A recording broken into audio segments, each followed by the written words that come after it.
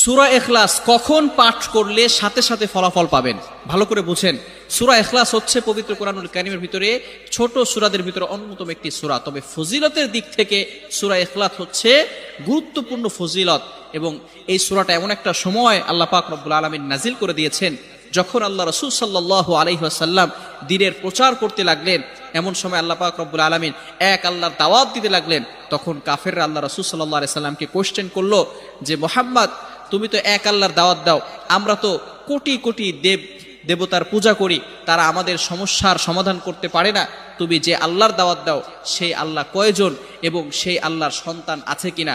সাথে সাথে আল্লাহ পাক রব্বুল আলামিন এই কাফেরদের প্রশ্নের উত্তরে আল্লাহ রাসূল সাল্লাল্লাহু আলাইহি সাল্লামের কাছে এই সূরাটি নাজিল করলেন, কুল হুয়াল্লাহু আহাদ আল্লাহুস সামাদ লাম ইয়ালিদ ওয়া লাম ইউলাদ ওয়া লাম ইয়াকুল লাহু কুফুয়ান আহাদ। আল্লাহ পাক রব্বুল আলামিন এক, অদ্বিতীয়, এবং আল্লাহ